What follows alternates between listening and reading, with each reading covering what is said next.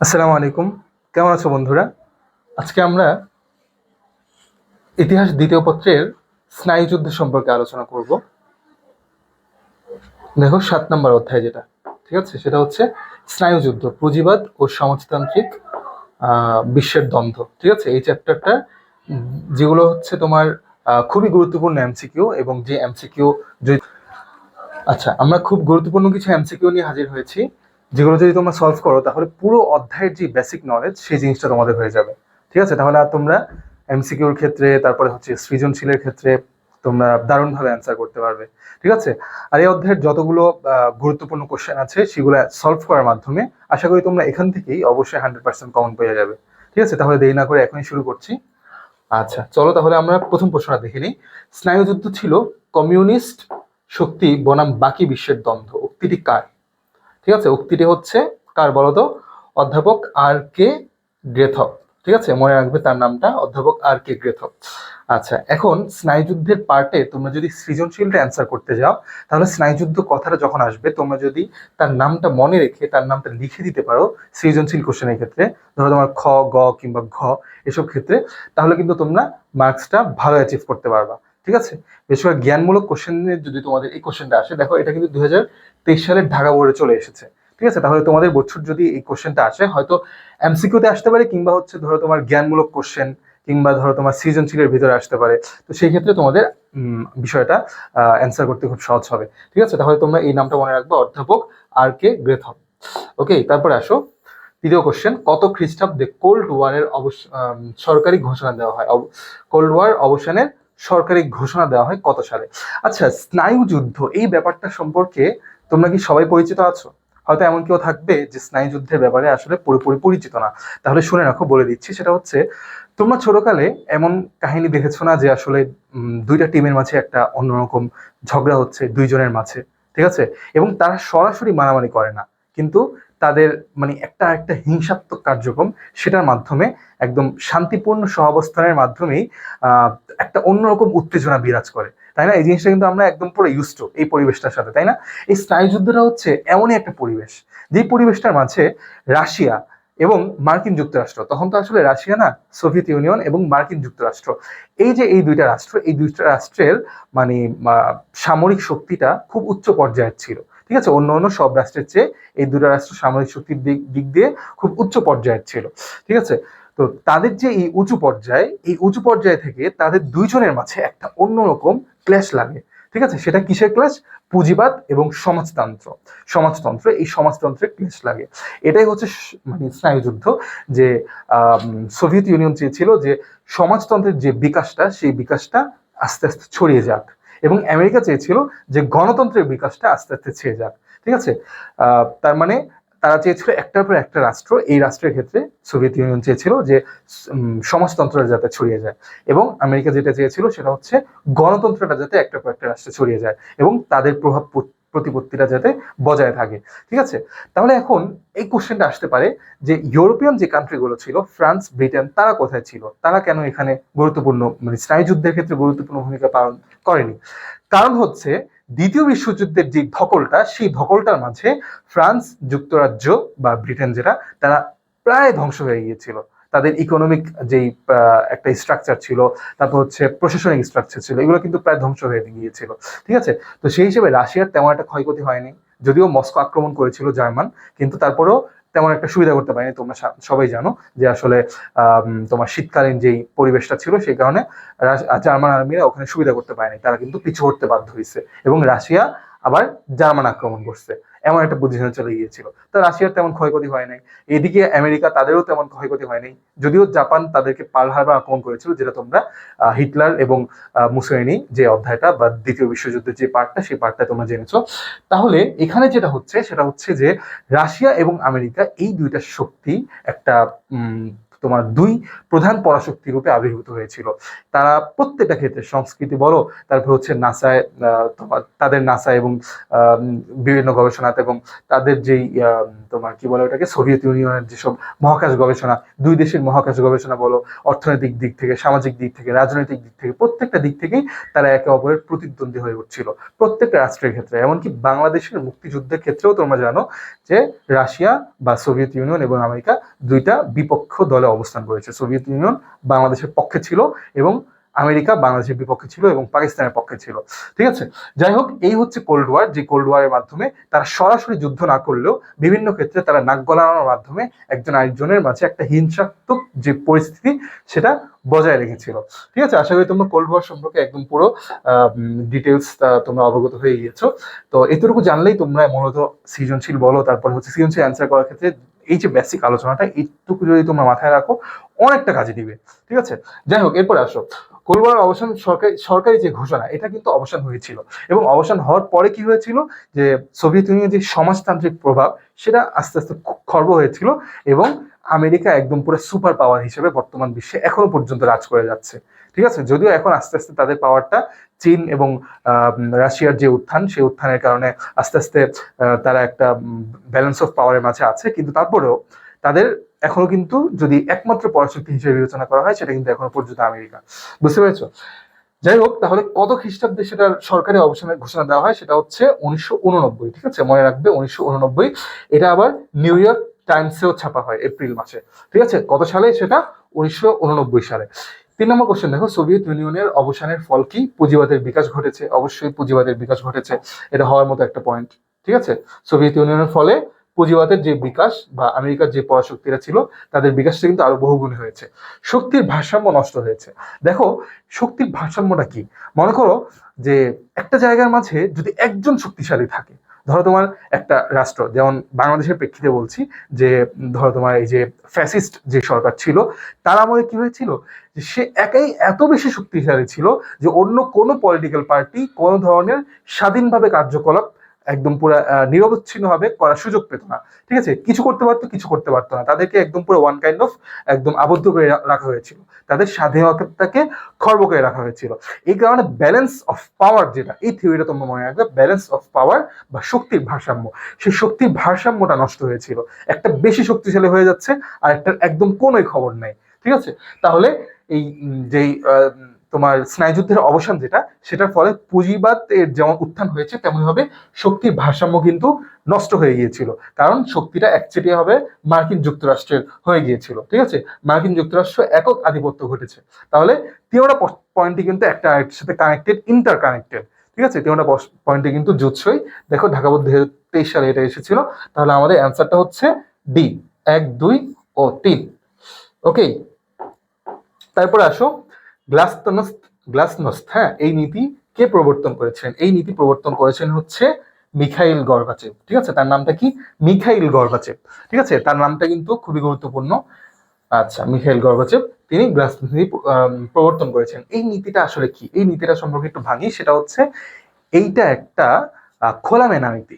ঠিক আছে, আরেকটা নীতি ছিল তার পেরোস্ট্রোইকা, সেটা হচ্ছে অর্থনৈতিক সংস্কার। তো গ্লাসনোস্ট নীতি হচ্ছে খোলামেলা নীতি, যেটার মাধ্যমে তিনি মূলত সোভিয়েত ইউনিয়নের অনেক ক্ষেত্রে সীমাবদ্ধতা ছিল, এটার মাধ্যমে তিনি সীমাবদ্ধতাগুলো দূর করে দিয়েছিলেন। এবং এই সীমাবদ্ধতা যেটা, সেটা দূর করার কারণে আসলে কিন্তু সোভিয়েত ইউনিয়নের আরো বিপদ চলে এসেছিল। ঠিক আছে, জনগণ অনেক স্বাধীনতা পেয়েছিল, তাদের মাঝে সাম্য প্রতিষ্ঠা হয়েছিল, সবকিছুই ঠিক আছে। তবে প্রবলেমটা যেই জায়গায় হয়েছে, যে জনগণ স্বাধীনতা পেয়ে আস্তে আস্তে বিভিন্ন জাতি রাষ্ট্রের উদ্ভব ঘটে, এবং রাশিয়া থেকে বা সোভিয়েত ইউনিয়ন যে পার্টটা ছিল সেখান থেকে কিন্তু অনেকগুলো রাষ্ট্র আলাদা হয়ে যায়। ঠিক আছে, যারা তোমার যুগোস্লাভিয়া, তারপর হচ্ছে এরকম আরো কয়েকটা কান্ট্রি ছিল যেগুলো আস্তে আস্তে আলাদা হয়ে যায়। কাজাকিস্তান যেরকম অঞ্চলগুলো এখন বর্তমানে পরিচিত আছে, এগুলো সব কিন্তু আস্তে আস্তে সোভিয়েত ইউনিয়ন ভেঙে আলাদা হয়ে যায়। এটা কিন্তু মূলত ঐতিহাসিকরা এবং যারা বিশ্লেষক তারা কিন্তু এই জিনিসটা বলেন যে তার যে গ্লাসনোস্ট নীতি, খোলামেলা যে নীতি, যে উদারনৈতিক মনোভাব, এই উদারনৈতিক মনোভাবই কিন্তু আস্তে আস্তে রাশিয়া বা সোভিয়েত ইউনিয়ন যে বিপদ সেটা ডেকে এনেছিল। ঠিক আছে, একদিক থেকে যেটা ভালো ছিল সেটা হচ্ছে যে বিভিন্ন জনগণ বা রাষ্ট্রের জনগণ যারা ছিল তারা পূর্ণ স্বাধীনতা পেয়েছিল সবকিছুর ক্ষেত্রে, তাদের মত প্রকাশের ক্ষেত্রে, প্রত্যেকটা জিনিসের ক্ষেত্রে। কিন্তু আরেক দিক দিয়ে যেটা খারাপ ছিল, যে জিনিসটা তাদের কাল হয়ে দাঁড়িয়েছিল, সেটা হচ্ছে সোভিয়েত ইউনিয়ন পতনের কারণ। ঠিক আছে, যাই হোক, তাহলে এটা কার নীতি ছিল? গর্বাচেভ। ওকে, এরপরে আসো, মিখাইল গর্বাচেভ পুঁজিবাদী রাষ্ট্রের দ্বারস্থ হয়েছিলেন, এর কারণ হিসাবে নিচের কোনটি গ্রহণযোগ্য? ঠিক আছে, কেন তিনি পুঁজিবাদী অর্থনৈতিক ব্যবস্থার দ্বারস্থ হয়েছিলেন? দেখো, তোমাদের এই কোশ্চেনটা বুঝতে হলে একটা সিম্পল একটা মনে করো যে বেসিক আলোচনা করি, সেটা হচ্ছে পুঁজিবাদ কি আর সমাজতন্ত্র কি।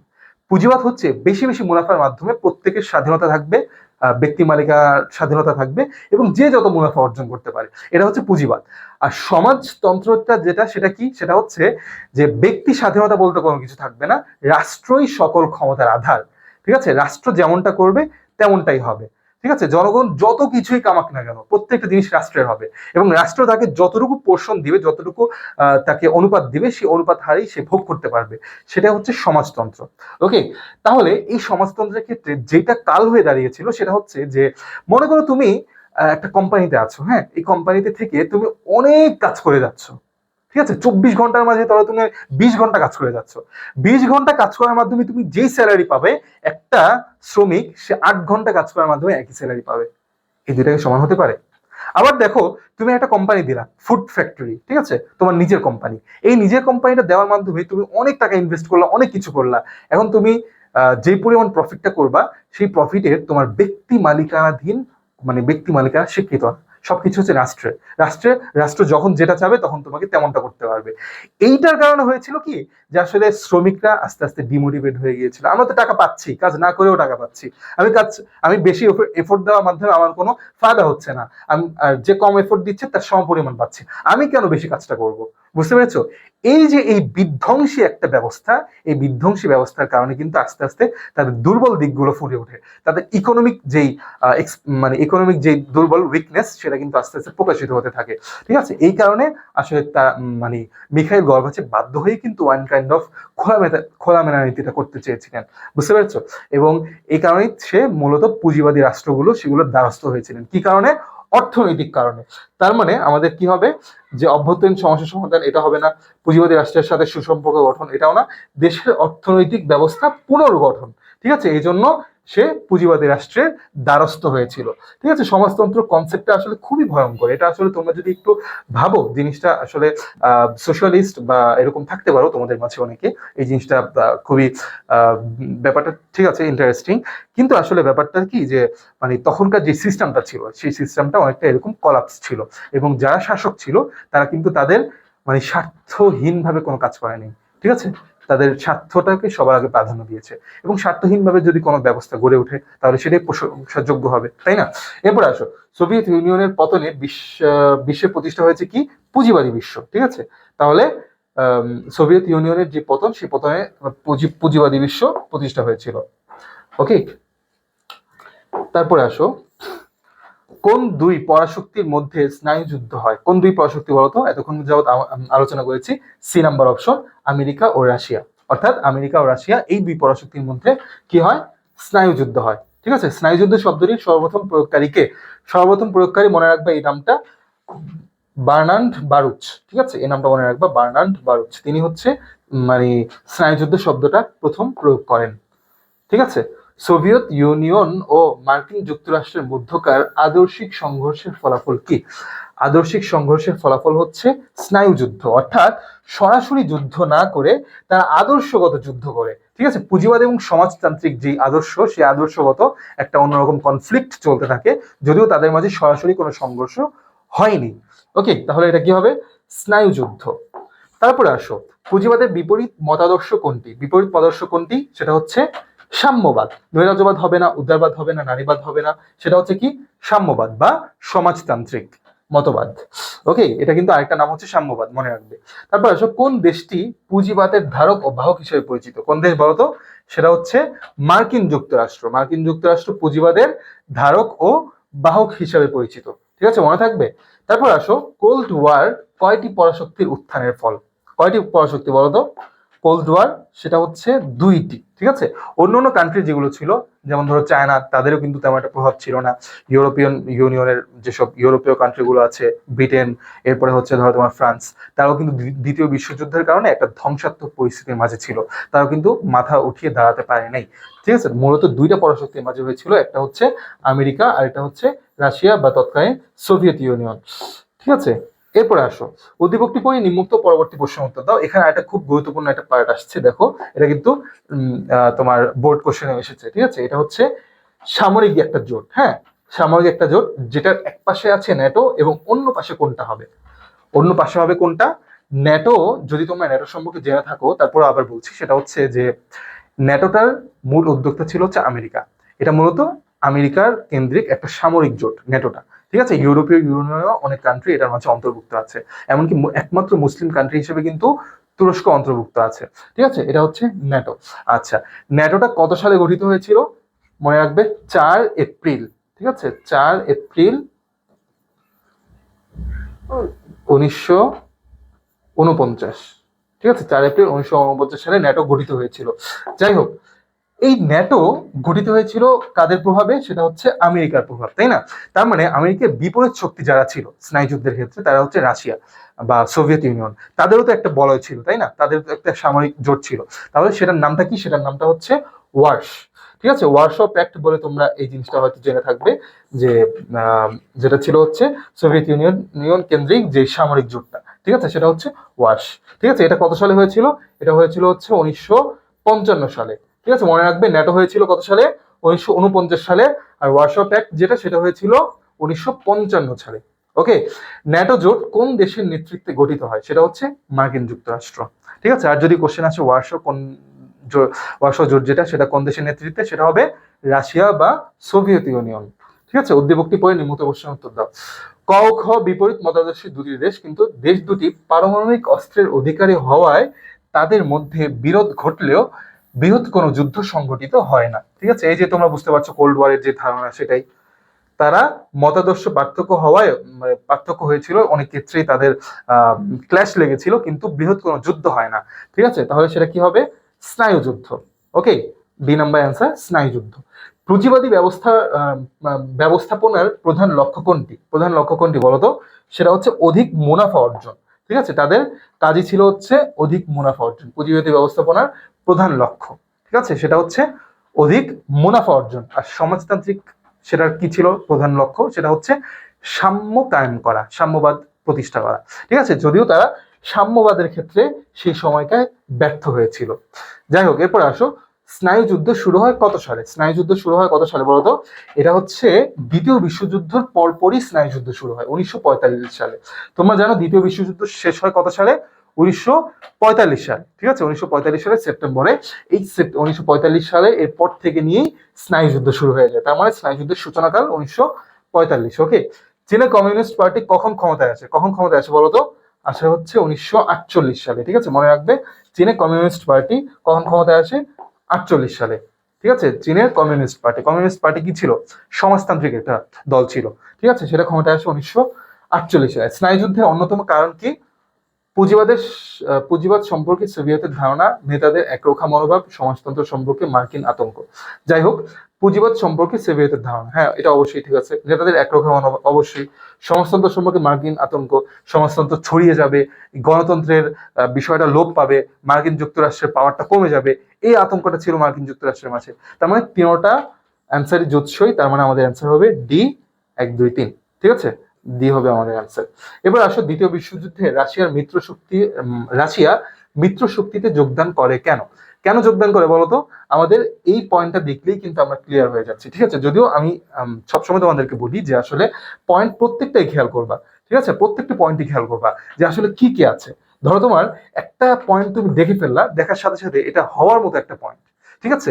কিন্তু আসলে কোশ্চেন যেটা বলছে সেটা যদি তুমি বিশ্লেষণ করো এবং প্রত্যেকটা মানে তোমার যে অপশন আছে সেগুলো যদি বিশ্লেষণ করো, তাহলে দেখবা তার চেয়েও গুরুত্বপূর্ণ, তার চেয়েও অধিক গুরুত্বের দাবিদার আরেকটা পয়েন্ট পেয়ে যাচ্ছ, এবং সেটাই কিন্তু তোমাদের অ্যান্সার হবে। এবং তোমরা যদি সেই অ্যান্সারটা না লিখতে পারো, অন্য একটা লেখো, হওয়ার মতো একটা মনে করে তোমরা যদি লিখে দাও, তাহলে কিন্তু তোমাদের ভুল হবে, ঠিক আছে। তাহলে এই জিনিসটা খেয়াল রাখবে। যাই হোক, তাহলে এখানে অ্যান্সারটা হবে হচ্ছে নাৎসিবাদ রোধ করার জন্য। ঠিক আছে, নাৎসিবাদ রোধ করার জন্য দ্বিতীয় বিশ্বযুদ্ধে রাশিয়া মিত্র শক্তিতে যোগ দেন। ঠিক আছে, তারপর আসো উদ্দীপকটি পড়ে নিম্নোক্ত পরবর্তী প্রশ্ন উত্তর দাও। আনন্দনগর ও কল্যাণপুর পাশাপাশি দুটি গ্রাম, এরা নানাভাবে তাদের চারপাশে অন্যান্য গ্রাম থেকে শক্তিশালী। আনন্দনগর ও কল্যাণপুর এলাকার মধ্যে সম্পর্ক এমন যে তারা পরস্পর শত্রু না হলেও বন্ধু নয়। ঠিক আছে, পরস্পর শত্রু না হলেও বন্ধু নয়, একের ক্ষতিতে অন্যের খুশি, সুযোগ পেলে ক্ষতি করে, তবে পরস্পর সম্মুখ যুদ্ধে এড়িয়ে চলতে অত্যন্ত কৌশল অবলম্বন করে। ঠিক আছে, তাহলে আনন্দনগর ও কল্যাণপুর এর মধ্যে কোন ধরনের যুদ্ধের চিত্র লক্ষ্য করা যায়? তার মানে এখানে আমাদের যে প্রধান পয়েন্টটা সেটা হচ্ছে যে তারা দুইজন বা তোমার দুইটা গ্রাম যেটা, দুইটা সমাজ যেটা, সেই দুইটা সমাজ একে অপরের বিরোধী, কিন্তু সম্মুখ যুদ্ধে তারা আসে না। ঠিক আছে, সাইডে থেকে তারা যুদ্ধ করে, পিছনে থেকে তারা যুদ্ধ করে, তাহলে সেই জিনিসটা আমরা পেয়ে যাচ্ছি স্নায়ুযুদ্ধ। ঠিক আছে, স্নায়ুযুদ্ধের কনসেপ্টের সাথে এই কনসেপ্টটা মিলে যাচ্ছে। ঠিক আছে, তাহলে অ্যান্সার হবে বি। ওকে, তারপরে দেখো আমাদের পয়েন্টটা, পেরোস্ত্রয়িকা নীতির প্রবক্তা কে? ইতিপূর্বে যখন গ্লাসনস্ত গেছে, তখন কিন্তু গ্লাসনস্তের যে ব্যাপারটা গেছে খোলামেলা নীতি, তখন কিন্তু আমরা পেরোস্ত্রয়িকা সম্পর্কে আলোচনা করেছিলাম। এই নীতিটা হচ্ছে একটা অর্থনৈতিক নীতি। ঠিক আছে, অর্থনৈতিক সংস্কার, যে সংস্কারটা করেছিল হচ্ছে মিখাইল গর্বাচেভ। ঠিক আছে, মিখাইল গর্বাচেভ। ঠিক আছে, মনে রাখবে তাহলে পেরোস্ত্রয়িকা নীতির প্রবক্তাকে মিখাইল গর্বাচেভ। ওকে, তারপরে আসো ন্যাটো এর পূর্ণরূপ কি? ন্যাটো এর পূর্ণরূপ কি বলতো? কি হবে? নর্থ আমেরিকা না, আমেরিকা কেন্দ্রিক না এটা। ঠিক আছে, অনেক ছিল, রাষ্ট্র ছিল। এশিয়া না, এশিয়া কেন্দ্রিক না, এশিয়ার কোনো দেশ কিন্তু ন্যাটোর সদস্য না। ঠিক আছে, যদিও তোমার তুরস্কের একটা পার্ট ইউরোপে, আরেকটা পার্ট হচ্ছে এশিয়ায়, তো সেই হিসাবে তুরস্কের এশিয়া এশিয়া হিসাবেও বলা হয়। কিন্তু তুরস্ক, জানো একটা মজার ব্যাপার কি, তুরস্ক কিন্তু আসলে নিজেদেরকে এশিয়া বলে পরিচয় দিতে পছন্দ করে না, তারা সবসময় পছন্দ করে আমরা ইউরোপিয়ান কান্ট্রি। ঠিক আছে, তাদের ম্যাক্সিমাম, তোমরা যদি তুরস্কের ম্যাপটা খেয়াল করো, তাদের যে ম্যাপটা আছে, ম্যাপটার মাঝে ম্যাক্সিমাম যে আয়তন সেটা কিন্তু এশিয়ার ভিতরে। ঠিক আছে, তাদের মানে ইউরোপিয়ান যেই আয়তন সেটার তুলনায়, বুঝতে পেরেছো? কিন্তু তারপরেও মানে তারা পছন্দ করে হচ্ছে তাদেরকে ইউরোপিয়ান পরিচয় দিতে। যাই হোক, পশ্চিমা কালচারের পরিচয় দিতে পছন্দ করে। এবার আসে ট্রেড, এটা কিন্তু ট্রেড কেন্দ্রিক কোনো ছিল না। তার মানে এখানে এই জিনিসটা আমাদের হচ্ছে না, এই জিনিসটা আমাদের হচ্ছে না, এই জিনিসটা আমাদের হচ্ছে না। ঠিক আছে, তোমরা জাস্ট অপশনগুলো দেখলেই বা শব্দগুলো একটু খেয়াল করলেই তোমরা এই জিনিসটা একদম পুরো ক্লিয়ার হয়ে যাবে। ঠিক আছে, তাহলে আমাদের এটা মনে রাখবে সবসময়, নর্থ এখানে আসলে ব্যাপারটা কি যে এটিএনটিক বলছে, এটা হবে হচ্ছে আটলান্টিক। ঠিক আছে, এটা আটলান্টিক হবে, এটা একটু ভুল লিখছে। ঠিক আছে, এটা রং আছে, মিস্টেক আছে। ট্রিটি অর্গানাইজেশন, তাহলে আমাদের এ নাম্বার অ্যান্সার হবে নর্থ আটলান্টিক ট্রিটি অর্গানাইজেশন। আবার বলছি, নর্থ আটলান্টিক ট্রিটি অর্গানাইজেশন, এই জিনিসটা মনে রাখবে। তারপর আসো ন্যাটো এর সদর দপ্তর কোথায়? সদর দপ্তরটা কোথায় বলো তো? যদি অ্যান্সার এসে পড়ে নিউ ইয়র্ক, তোমরা কিন্তু নিউ ইয়র্ক বা মানে অপশনের মাঝে আসে, তাহলে কিন্তু তোমাদের চোখটা সবার আগে নিউ ইয়র্ক গিয়ে সেটা অ্যান্সার করে ফেলবে। কারণ আমেরিকা কেন্দ্রিক যদি একটা সামরিক সংগঠন হয়, নিশ্চয়ই সেটা আমেরিকা চালাবে এবং সদর দপ্তরটা আমেরিকা হবে।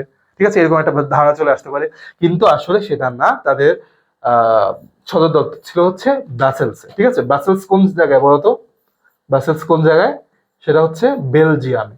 ঠিক আছে, ব্রাসেলস হচ্ছে বেলজিয়ামে, বেলজিয়ামের ব্রাসেলসে। এরপরে আসো, স্নায়ুযুদ্ধের অবসান মানবজাতি ও বিশ্ব সভ্যতাকে ধ্বংসের হাত থেকে রক্ষা করেছে। এ বাক্যে স্নায়ুযুদ্ধের কোন ইতিবাচক দৃষ্টিকোণ ফুটে উঠেছে বলতো? কোন ইতিবাচক দৃষ্টিকোণ? সেটা হচ্ছে সভ্যতাকে রক্ষা। ঠিক আছে, সভ্যতাকে রক্ষা, এই পয়েন্টটা মানে একটা যুদ্ধ, সেই যুদ্ধের অবসানের ফলে একটা সভ্যতা রক্ষা পেয়েছে। এখানে কিন্তু তিনটার ক্ষেত্রে ধ্বংস অপশন আছে, তার মানে এগুলো হবে না। ঠিক আছে, যাই হোক, এরপরে আসো, ন্যাটো কোন ধরনের সংগঠন? কোন ধরনের সংগঠন বলতো?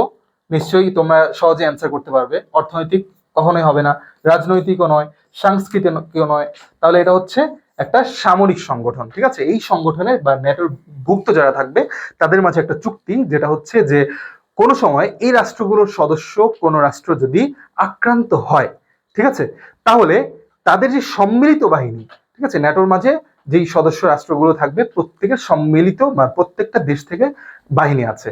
ঠিক আছে, একটা সম্মিলিত বাহিনী হচ্ছে ন্যাটো আছে।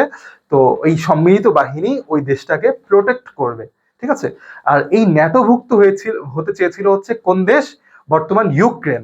ঠিক আছে, তারা চেয়েছিল তারা যাতে ন্যাটোর মাঝে ঢুকে, এবং রাশিয়ার পাশের একটা দেশ সে ন্যাটোর মাঝে ঢুকতে চাচ্ছে রাশিয়ার পাশে থেকে, এবং সেটা কতটা হুমকির মুখে পড়ে যায় রাশিয়ার জন্য, তাই না? সে একটা অন্যরকম বৃহৎ সামরিক জোটের মাঝে অন্তর্ভুক্ত হতে যাচ্ছে, এই কারণে রাশিয়া কোনো মতেই চায়নি। আর এটা নিয়ে হচ্ছে তাদের মাঝে সবচেয়ে বড় বিরোধের একটা অন্যতম গুরুত্বপূর্ণ পয়েন্ট হচ্ছে এটা। অনেক পয়েন্ট আছে রাশিয়ার এবং ইউক্রেনের বিরোধের, তার মাঝে একটা খুবই গুরুত্বপূর্ণ পয়েন্ট হচ্ছে এটা যে ইউক্রেন চাচ্ছিল ন্যাটোর অন্তর্ভুক্ত হতে এবং রাশিয়া সেটা চাচ্ছিল না। এই কারণে আজকেও তাদের মাঝে এই ক্ল্যাশটা লেগে আছে, এখনো পর্যন্ত সেই স্থায়ী সমাধানটা আমরা দেখতে পাইনি। ঠিক আছে, যাই হোক, তাহলে ন্যাটো কোন ধরনের সংগঠন আমরা পেলাম? সেটা হচ্ছে সামরিক সংগঠন। স্নায়ুযুদ্ধের সময় সোভিয়েত ইউনিয়নের সাথে চরম মতবিরোধ সৃষ্টি হয় যুক্তরাষ্ট্রের, ব্রিটেনের, ফ্রান্সের না। ঠিক আছে, যুক্তরাষ্ট্রের স্নায়ুযুদ্ধের সময় সোভিয়েত ইউনিয়নের সাথে চরম মতবিরোধ সৃষ্টি হয় কার? সেটা হচ্ছে যুক্তরাষ্ট্রের, ব্রিটেনের, ফ্রান্সের, তিনটাই জুৎসই অ্যান্সার। ঠিক আছে, তিনটাই জুৎসই অ্যান্সার। কারণ ব্রিটেন এবং ফ্রান্স, যেটা এই দুইটা রাষ্ট্র মূলত গণতান্ত্রিক বা পুঁজিবাদী কাঠামোকে অনুসরণ করে। ঠিক আছে, আর সোভিয়েত ইউনিয়ন সে ছিল হচ্ছে সমাজতান্ত্রিক কাঠামো। ঠিক আছে, এই কারণে তাদের মাঝে যে প্রাইমারি ক্ল্যাশ সেটা লেগেই ছিল। সহাবস্থান নীতির মূল কথা কি? সহাবস্থান একদম পুরো সিম্পলি তোমরা বুঝতে পারছো যে একত্রে বসবাস করা। সহাবস্থান, তারা একত্রে বসবাস করবে। ঠিক আছে, শান্তিপূর্ণ সহাবস্থান, শান্তিপূর্ণভাবে তারা একত্রে বসবাস করবে, কিন্তু স্নায়ুযুদ্ধের মাধ্যমে তাদের ভেতরে এক প্রকার একটা দ্বন্দ্ব চলতে থাকবে। ওকে, তারপরে আসো, মার্শাল পরিকল্পনা কি? মার্শাল পরিকল্পনা সম্পর্কে তোমাদের একটু বলি। সেটা হচ্ছে যে দ্বিতীয় বিশ্বযুদ্ধের সময় হয়েছিল কি, যে ইউরোপিয়ান যে কান্ট্রিগুলো আছে, কান্ট্রিগুলো ওয়ান কাইন্ড অফ ধ্বংস হয়ে গেছিল। ঠিক আছে, যেমন ধরো ব্রিটেন বলো, ফ্রান্স বলো, তারপরে হচ্ছে জার্মানি বা এরকম যে কান্ট্রিগুলো আছে না কেন, তারা ধ্বংসের দ্বার প্রান্তে চলে গিয়েছিল। এখন আমেরিকা চিন্তা করলো যে ইউরোপিয়ান কান্ট্রিগুলো তো ধ্বংসের দ্বার প্রান্তে চলে গেছে, এখন এই দুর্বল কান্ট্রিগুলোকে যদি সোভিয়েত ইউনিয়ন তাদের নিজের করে নেয়, তাহলে কিন্তু আমেরিকার পাওয়ারটা ক্ষুণ্ণ হয়। এবং আমেরিকা এবং সোভিয়েত ইউনিয়ন, তোমরা জানো যে আমাদের যে অধ্যায়ের আলোচনাটা, স্নায়ুযুদ্ধ চলছিল তাদের মাঝে। এই কারণে আমেরিকা চিন্তা করলো যে আমরা এমন একটা পলিসি অর্জন করি, যে পলিসির মাধ্যমে ইউরোপিয়ান কান্ট্রিগুলো আমাদের দলে চলে আসবে।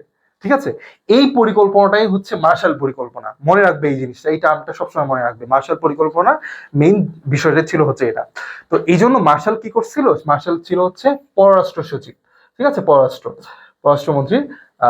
যাই হোক, তো মার্শাল পরিকল্পনার মাঝে সে যে জিনিসটা প্রকাশ করেছিল সেটা হচ্ছে যে আমরা যদি ইউরোপিয়ান ইউনিয়নের তাদের দুরবস্থা, সেই দুরবস্থার মাঝে যদি হেল্প করি, তাহলে কিন্তু তারা আমাদের দিকে ঝুঁকবে।